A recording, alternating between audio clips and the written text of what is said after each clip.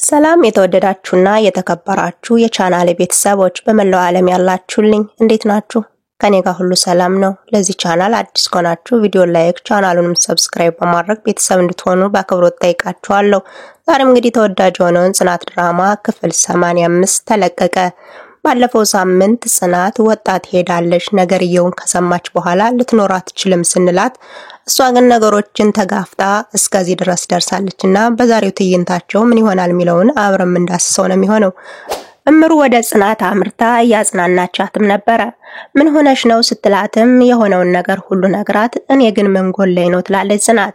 እንደ ከተሞቹ ሴቶች አልሆንለት ሆኜ ነው እኔ ባፈቅር ለምንድነው የገፋኝ ከኔስ ምን አጥቶ ነው ሌላ ሴት ያዘው እያለች ሲያለቀሰችም ነበር። ያዙ ይልቀቁኝ እያለች እያለ ኪራ ለጥራው ስትላትም አይኑን ማየት አልፈልግም እኔኮ ጎዶሎ ሴት ነኝ ምን ጎሎኝ ነው እያለች ራሷንም ስትወቅስ ነበር። አንቺ ሙሉ ሴት ነሽ ጠንካራ ሴት ነሽ እያለች ምሮም ያጽናናቻት ነበር። ሴተኛዋም ሳሎን ላይ መጣ ተቀመጠች። ከተቀመጠች በኋላም ጽናት የሆነ ትራሱን እየወረወረችባት ነበር።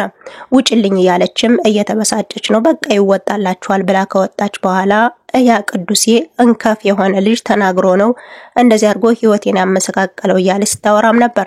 ክብሮን መጣና አንቺ ምን ሆነሽ ነው እዚህ ጋር ቆመሽ ስታወሪ ነበር ይላታል። እሷም ተርበትብታ የታመመ ሰው አሞይ ነው እያለች ትቀበጣጠርም ነበር።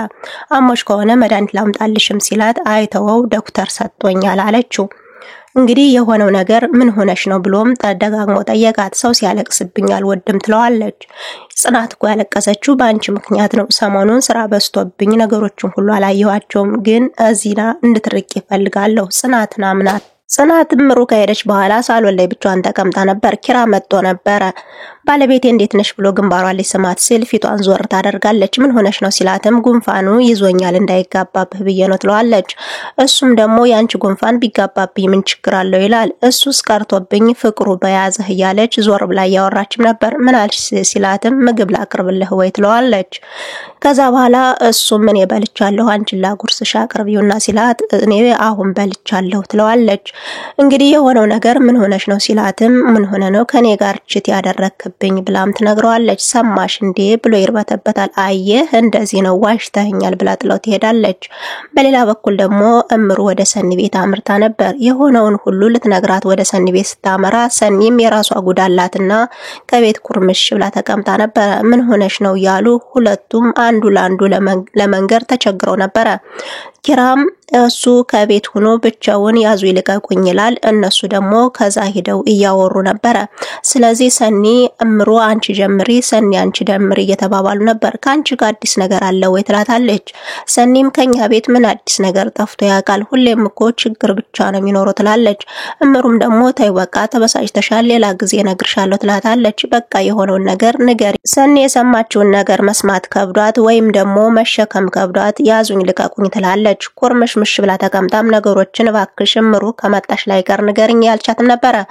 እምሩም ያለውን ነገር ነገረቻት። ዘመድ እንዳልሆነችና ምንም አይነት ግንኙነት እንደሌላቸው ከሴተኛዋ ጋርማ አብሮ እንዳደረ ሁሉንም ነገር ትነግራታለች።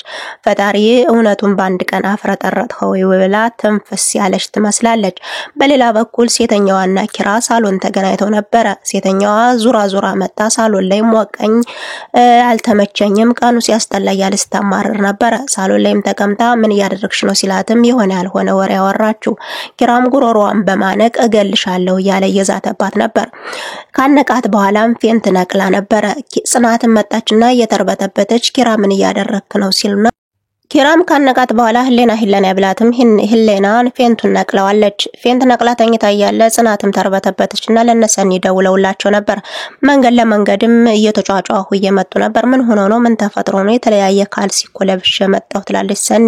መቼም ስተት አይጠፋትምና ሰኒ የተለያየ ካልሲ ለብሻለሁ አሁን ወደ ጉዳዩ ንድ ሲባል ምን ሆኖ ነው ሲባልም እምሩ ሁሉንም ነገር ተናገረች። ኪራ ጉሮሮ አንዳነቃትና ህክምና ገብታ ለፖሊስ ካሳለሁ እንዳለች እየነገረቻት ነበር። ይች ጦሰኛ አሁን እሷን ማየት ሆስፒታል እንሄድ ነው ወይ ትላታለች። አሁን ለኪራ ሲባል መሄድ አለብን እየተባባሉ ሁለቱ ሄደው ነበር። ሲመጡ ግን ታክምና ጨርሳ ከሳሎን ነበር ያገኟት።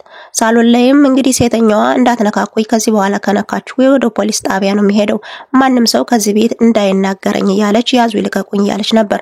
አንቺ ጦሰኛ አንቆ ነበር መግደል እያለችም ሰኒ ከሷ ጋር ሲከራከሩ ነበር። ጉሮሮሽን ከማነቅ እኮ የሆነ ነገር ቢያደርግሽ ይሻለኝ ነበር፣ ቢገልሽ ይሻለኝ ነበር እያለችም ስዝትባት ነበር። አንቺ ልጅ ለምንድነው እኔን አጥብቀሽ ምትጠይኝ እያሉ እየተከራከሩም ነበር።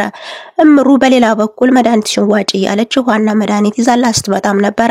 እየተንከባከቧትም ነበር፣ ምክንያቱም ለፖሊስ እናገራለሁ ስላለች ሁሉም ፈርተዋል። ጽናት መኝታ ቤት ገብታ አልጋ ያነጠፈች ነበር። ኪራ መጣ ተከትሏት። እናቴ ባክሽን ይቅርታ አድርጊልኝ የሆነ ሁሉ በስተት ነው ቢላትም አንተ ግን ከድርጊት በላይ ውሸት ነው የወደኝ እያለች ስጮህበትም ነበር። እሱም ባክሽን እድሉን ስጪኝ ከዚህ በኋላ አልጎዳሽም እያላትም ነበር። ያንተን ስተት መሸፋፈን እኔ መሮኛል፣ ሰልችቶኛል፣ በቀኝም ስትለው ነበር። ባክሽ እናቴ ይቅርታ አድርጊልኝ በሷ ተስፋ አልቆረጠምና ይቅርታ አድርጊልኝ የሆነው ሁሉ በድንገት ነው የሆነው ሲላትም ነበር። ክብሮንና ሰኒ ተጨቃጭቀው ነበር። ካፌ ተገናኙ በኋላ ሁለቱ ይጨቃጨቃሉ። ሰኒ እንዳልሆነ ሆናለች። በኪራ መዘሞት እሷ አልተዋጠላትምና እንደገና ወንዶችን እንድጠላ ሆና ተገኘች። ከዛም ካፌ ከተገናኙ በኋላ የሆነውን ነገር እየተነጋገሩም ነበር። እንደሚያፈቅራትና እንደሚወዳት የሆነ ውስጡ እየተናገረ ነበርና ባንቺ እኮ የሆነ የሞላልሽ ሴት ነው የምትመስይ ስታወሪ እኮ ይላታል። ነገሮችን ጎሸም ያደረጋትም እየተጨቃጨቁ ነበር። ካፌም ተቀምጠው ሁሉንም ነገር ያወሩ። ጽናት ኩሽና ነበረችና ክሩቤል መጣ። እቅፍ ሊያደርጋት ሲል ክሩቤልም እረፍልኝ ትለዋለች። በሙሉ ስም እኮ ተጠራሽኝ ቆይሽ ይላታል። እሷም እንግዲህ የባስ ብላ ከቆመበት ጥላው ሄደች። እንግዲህ ጓደኞችን ሰብሰብ አድርጌ ከጽናት ጋር እንዲያስታርቁ ይልደውላቸው ብሎ ደውሎላቸውም ነበር።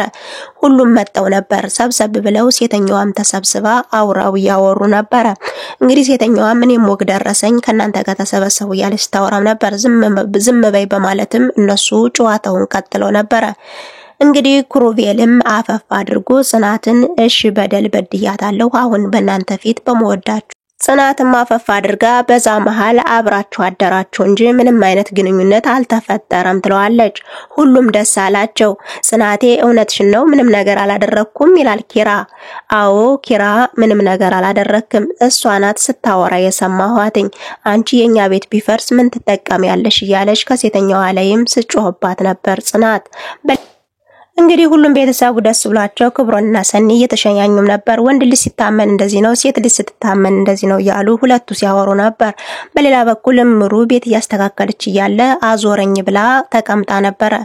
ናሆሚ ምን ሆነሽ ነው አንቺ ልጅ ስራ አትስሪ ብልሽ እኮ አልሰማሽ አልሽኝ፣ ለምንድነው ራስሽ ማትንከባከቢ እያለች ጮህባት ነበር። እሷ ማዞሬ ብላ ፊቷ ቀይር ብሎ ድራማው ከዚህ ጋር ተጠናቀቀ። በቀጣይ ሳምንት ድራማው ምን ይሆን የሚለውን አብረን እናየው ነው የሚሆናል። እስከዛው ግን መልካም የስራ ጊዜን ተመኘውላችሁ።